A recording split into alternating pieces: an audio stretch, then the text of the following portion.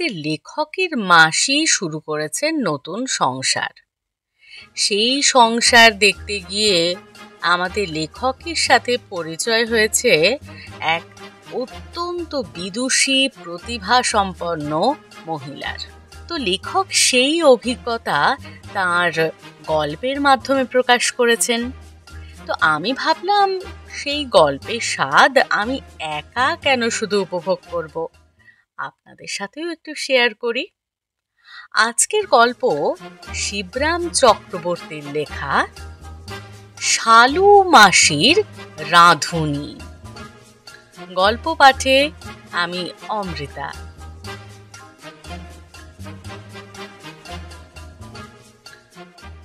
শালু মাসির জন্যে রাঁধুনি খোঁজার বরাত ছিল, কিন্তু বরাতে ছিল না। আমার 7 মাসে শালু মাসি বাদে আর 70 মুখে ছাই দিয়ে তার 70 জনা বোনপো বোনঝি ঘুরে ঘুরে হয়রান হলাম। কিন্তু সারা কলকাতা শহর আঁতিপাতি করেও একটা রাঁধুনির পাত্তা মিলল না।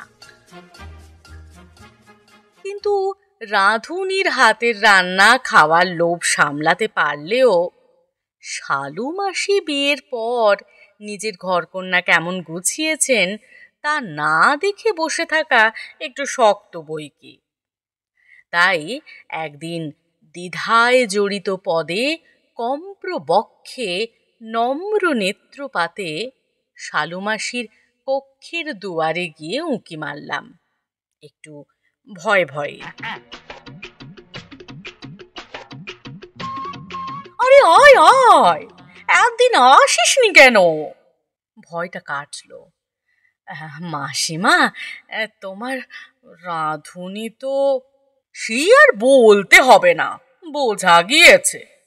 আরে রাঁধুনি আনা কি তোদের কম রে?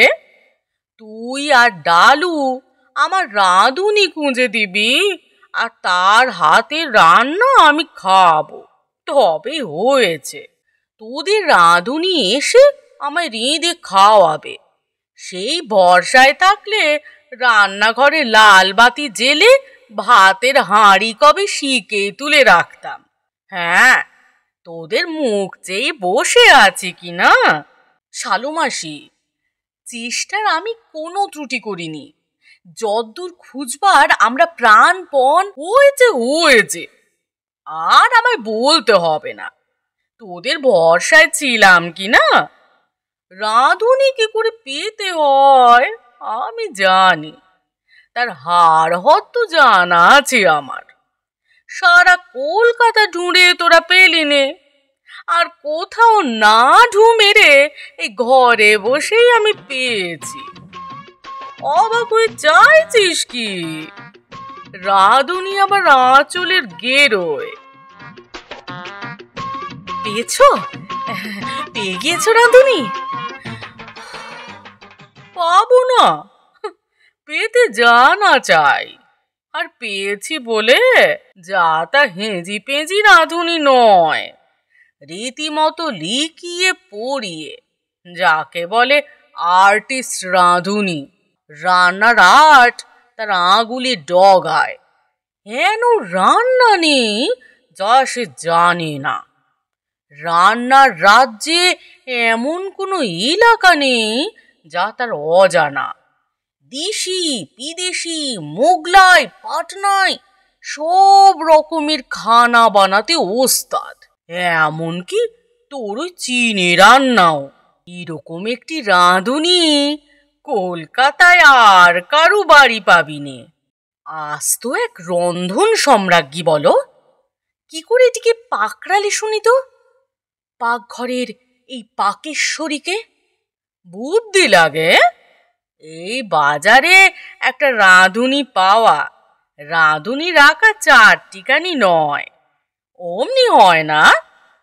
অনেক মাথা খাটিয়ে পেতে হয়েছে, নইলে কি মেলে রে? বুদ্ধি চাই। সহজে কি আসে ওরা? রাঁধুনির সঙ্গে ভালো ব্যবহার করতে জানা যায়, নইলে কি ওরা থাকে? সেই কৌশলটি জানে কজনা। এমনভাবে বললেন শালু মাসিমা, মনে হলো ভালো রান্নার মতোই রাঁধুনিটিকে কিংবা নিজেকেই তাড়িয়ে তাড়িয়ে তিনি চাখছেন। তা বটে, তা বটে। শোন, কি করে পেলুম বলি। খবর কাগজে বিজ্ঞাপন দিয়ে পেলাম। পাত্রপাত্রী সংবাদের বিজ্ঞাপন দেয় না, সেই রকম কাগজের ব্যক্তিগত স্তম্ভে বিবৃতি দিয়ে জানালুম যে আমার একটি সর্বরান্নায় সুদীক্ষিতা শিক্ষিতা রাঁধুনি চাই। বেতন মাসিক 100 টাকা। 100 টাকা? রাঁধুনির বেতন 100? 100 টাকা এমন কি বেশি হলো শুনি? আজকের দিনে ওর কমে কি জি চাকর মেলে যে রাঁধুনি মেলবে? উনি যদি শুধু ঘুষি মেরে এক রাত্রিরে 1000 টাকা কামান খালি হাতেই। বলে মাসিমা আমার কুস্তিগির শালু মেশোর প্রতি এক কটাক্ষ করলেন তার অনুপস্থিতিতে, যেন খালি হাতে কামানো এতই কঠিন। ঘুষ মেরেও তো লোকে কত হাজার হাজার কামায়, তাই বলে রান্না তো আর ঘুষোঘুষি নয়। তোর যেমন কথা, সামান্য ওই 100 টাকাতেই কি রাঁধুনি আসে রে? তার সঙ্গে আরো আছে, তার থাকার জন্য আলাদা ঘর, আধুনিক কেতায় সাজানো, সঙ্গে লাগাও বাথরুম, রেডিও, ড্রেসিং টেবিল, আলমারি, দিরাজ, আলনা, এসব দিবার কথাও ছিল আমার। তাতে এবার কি এমন রেসপন্স পেয়েছি বল? খান কয়েক তো জবাব এলো মোটে। তার ভেতর থেকেই বেঁচে একজনকে লিখলাম সানুনয় অনুরোধ জানিয়ে, যদি তিনি দয়া করে তার অবকাশ মতন একদিন এধারে বেড়াতে বেড়াতে আসেন, চিঠির সঙ্গে টাকা 10 একটা চেক দিয়ে, ট্যাক্সি ভাড়ার বাবদে।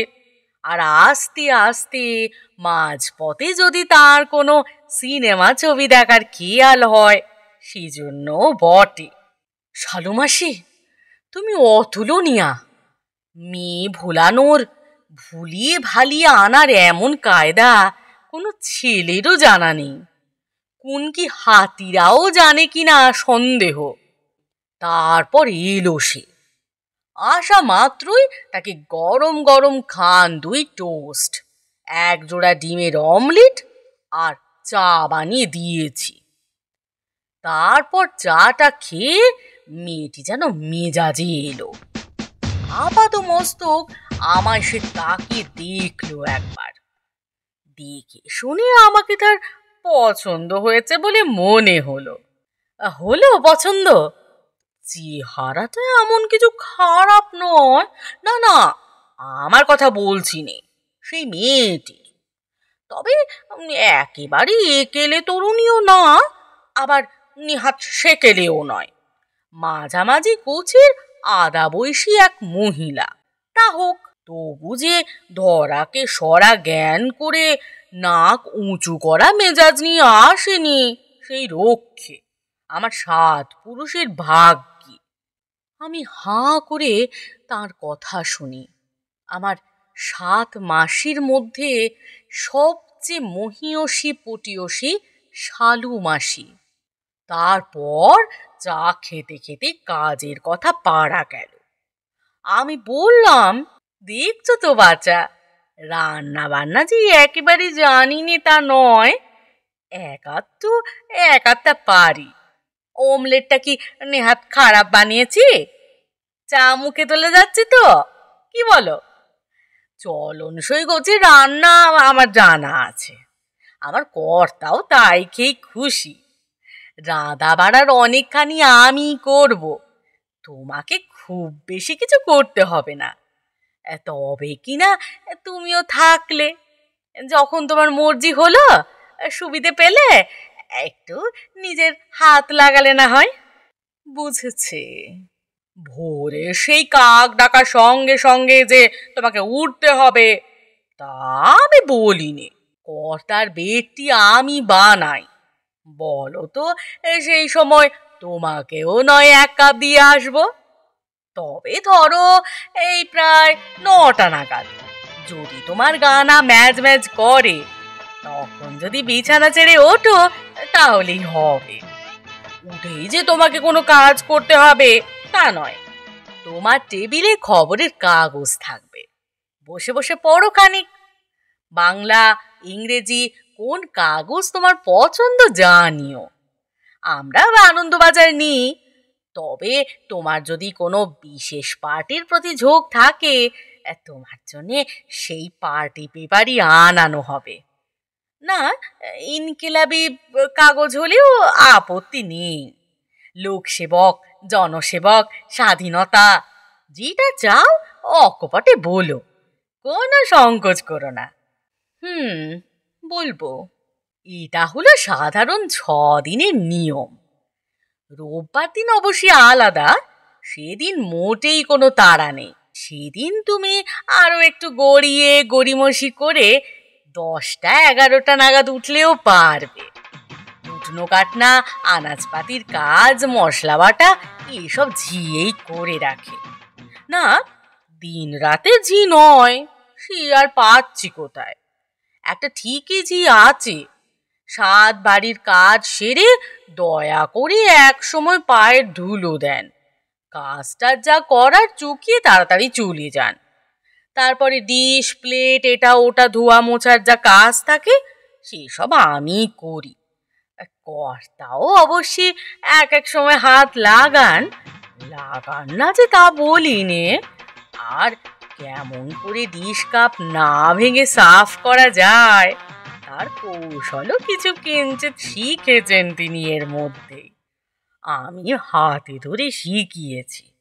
যাক, সেই কথায় এখন কাজ নেই। আসল কথা হচ্ছে, ধোয়া মোছার কোনো কাজে তোমায় বাছা হাত খোয়াতে হবে না। জেনে খুশি হলুম।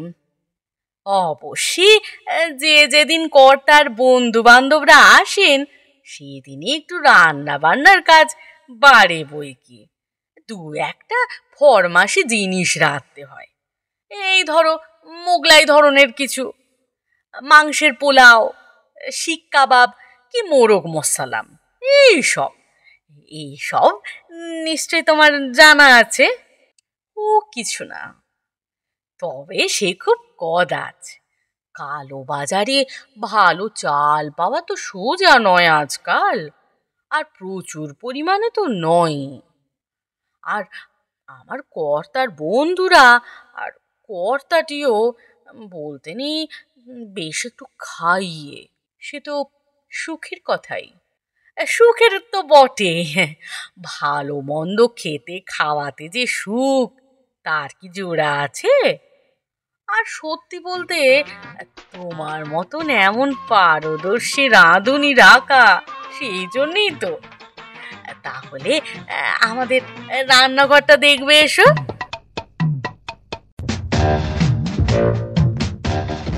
এই আমাদের রান্নাঘর, খাবার ঘর একেবারে ঠিক এর গায়ে। পরিবেশন করতে হাঁটাহাঁটির কিছু দখল করতে হবে না। আর রান্নাঘরটাও আমাদের আধুনিক কায়দায়, সম্পূর্ণ বিজ্ঞানসম্মত।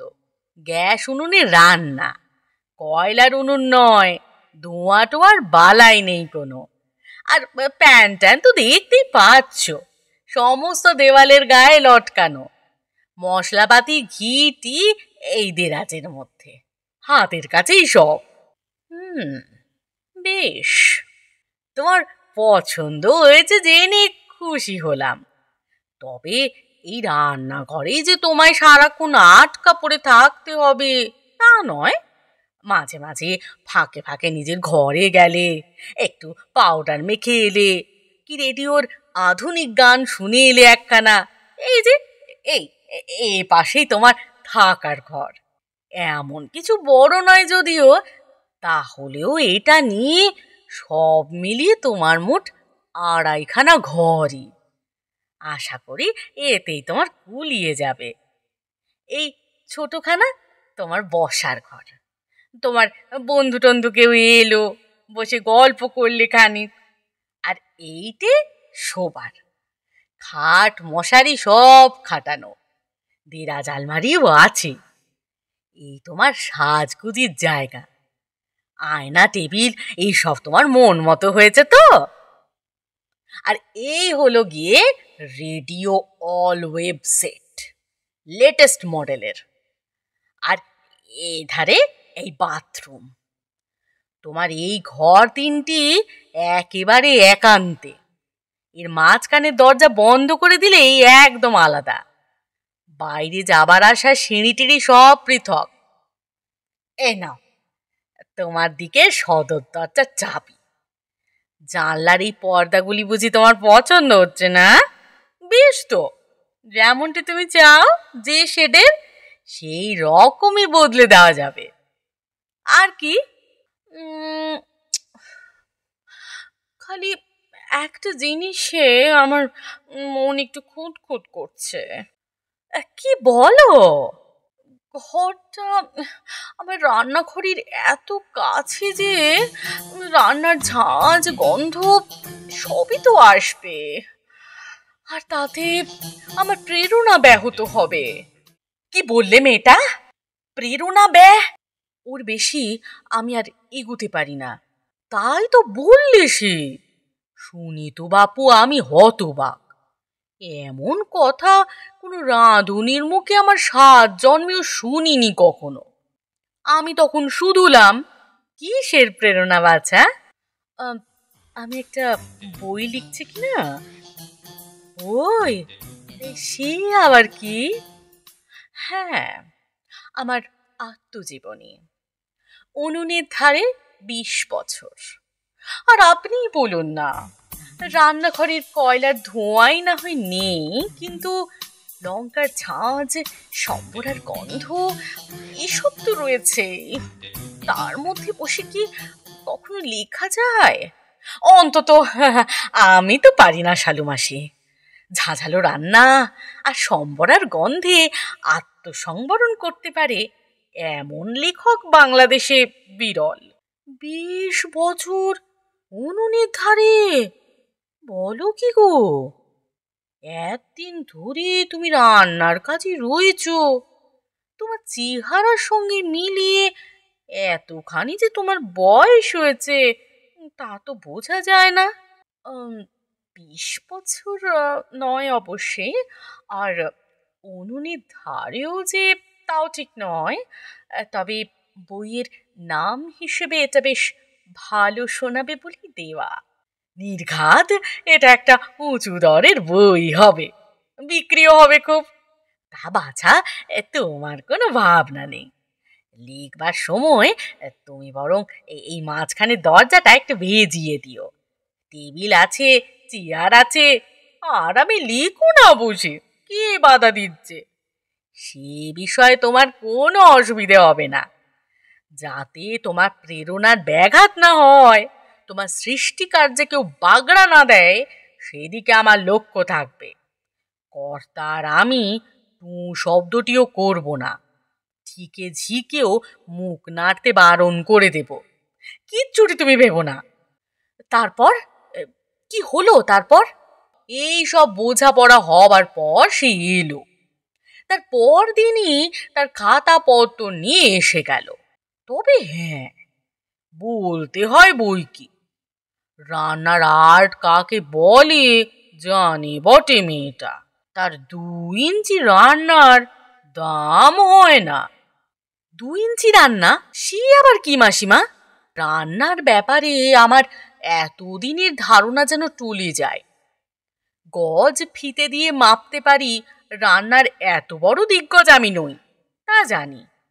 আর তেমন রান্না আমার ক্ষুদ্র বুদ্ধির বাইরে।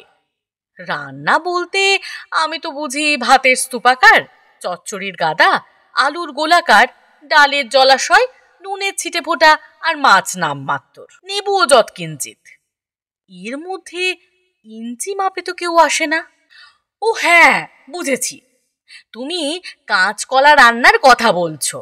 আমার মনে পড়ে যায়, একবার আমার আমাশা হলে বাসার ঠাকুর কাঁচকলার যে ঝোল রেঁধেছিল, তাতে ভাসমান সেগুলি ইঞ্চি মাফিকই বটে। বেশ কয়েক ইঞ্চি করেই সেই কাঁচকলাগুলো। কিন্তু কলা থাকলেও তোমার কথায় তাকে আমি রন্ধন কলা বলতে পারবো না। সে রান্না মুখে তোলা যায় না। আসলে তা হচ্ছে রান্নার কাঁচকলা। আরে, আমি কি সেই কথা বলছি? তার 2 ইঞ্চি রান্নার দাম দেয় কে? নয়া নয়া রান্না বলে কোন কাগজে নাকি সে লেখা দেয় একেবারে ইঞ্চি মেপে। 2 ইঞ্চি লেখার দাম 10 টাকা, 4 ইঞ্চির 20 টাকা। বুঝলি মুখ্য, তোর মতো 7 পাতা লিখে 5 টাকার কারবার নয় ওর। ও, তাই বলো, বিজ্ঞাপনের দাম পায় লেখায়। বুঝেছি, বিজ্ঞাপনের দরে লেখা দিয়ে থাকে। এত রকমের রান্না জানে মেয়েটা। মোগলাই, পাটনাই, গুজরাটি, মাদ্রাজি, এমনকি বাঙালি রান্নাও। তারপরে এটার সঙ্গে ওটা মিলিয়ে সেটা মিশিয়ে মাত্রা কম বেশি করে আনাজ পেঁয়াজের অদল বদলে এমনি নানান তারতম্যে, যাকে বলে বিভিন্ন ধরনের রান্নার পারমুটেশন কম্বিনেশন। তাই করে আরো কত রকমের সোয়াদ যে আনে, কত হাজার রকমের রান্না যে ও বানাতে পারে তা বলা যায় না। জানিস, খালি এক সর্ষে ইলিশই 7 রকমের রাঁধতে জানে। বলো কি মাসিমা? হ্যাঁ রে, যেমন রামধনু 7টা রং, রং হয়েও একটার থেকে আর একটা তফাৎ, তেমনি একই সর্ষে দিয়ে রাঁধা হলেও 7 রকমের ইলিশের 7 রকমের সোয়াদ। একটুখানি সেটার ইদিক উদিক, সে তুই কখনো খাসনি। শরীর যেমন আছে না সারেগামা পাধানি, ইলিশ মাছেরও সেটা তেমনি এক সারেগামা, রান্নার মহাসঙ্গীত, জিভের কান দিয়ে শুনবার ক্যাপিটাল। আহা, সর্ষে ইলিশের সেই সারেগামা পাধানি, রান্নার রাজধানী বলো মাসিমা। বাহ, বেশ আছে মাসিমারা। একদিকে রান্নার এই মহাসঙ্গীত, আরেকদিকে এই মহাসঙ্গত। একধারে উচ্চাঙ্গ রান্নার এই খেয়াল, নানান পদের ধ্রুপদ, অন্যদিকে টপ্পা। টপ্পাটা মাসিমাদের দিকেই টপাটপ গেলবার। দেখবি নাকি রাঁধুনিটিকে? তাহলে আয়, পা টিপে টিপে আয়। খবরদার, একটু যেন শব্দ না হয়। আওয়াজ করেছিস কি প্রেরণারা হতাহত হবে, জানি, আর বলতে হবে না তোমাকে।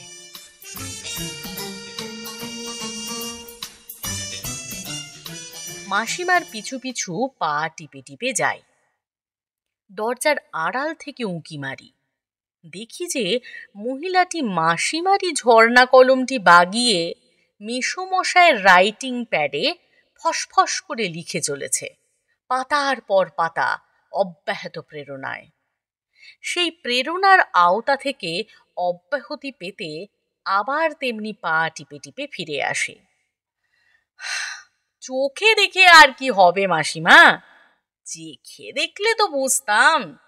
মানে তোমার ওই রাঁধুনির রচনা নয়, তার রান্না চাকবার কথাই বলছি। তোমার সেই সারিগামা পাধানি না খেয়ে আজ নড়ছি না এখান থেকে। খাবি খাবি বই কি, খাওয়াবো বই কি। বল না, তুই কি খেতে চাস? কি ধরনের খানা তোর পছন্দ? সব রকমের খাবার ওর জানা আছে। চিনে, কোচিনে, কাবুলি কি বেলুচি? না মাসিমা, বেলুচি ভোজে আমি রাজি নই। তবে হ্যাঁ, লুচির বদলে যদি পোলাও হয়, কিন্তু সে পরে হবে। আজকে কেবল সারেগামা পাধানি। খাবি খাবি বই কি, সময় হলেই খাওয়াবো। সত্যি বলতে সেই সারেগামা খাবার সুযোগ আমাদেরই এখনো হয়নি। সে কি মাসিমা, সে কি কখনো হতে পারে?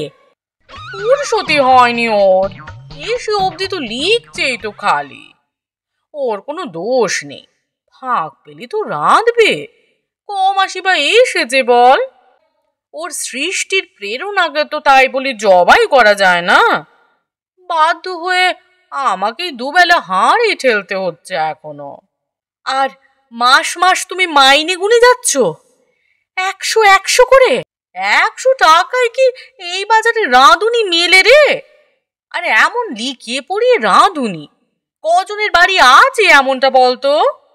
তা বাপু নাইবা ও রাঁধলো, যদি ওর আত্মজীবনীতে আমার আর তো শালু মেশোর কথা একটুখানি লেখে তাহলেই হবে, সেই ঢের।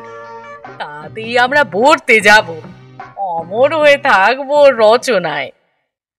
কিন্তু মাসিমা, না খেয়ে অমর হবার চাইতে খেয়ে মরা ঢের ভালো। তোর যেমন কথা, খালি খাই খাই। এই বাজারে ঝি রাঁধুনির সঙ্গে মানিয়ে চলা কি চারটিখানি নাকি? জানিস ওর জন্যে পাড়ায় আমাদের কতখানি পজিশন হয়েছে।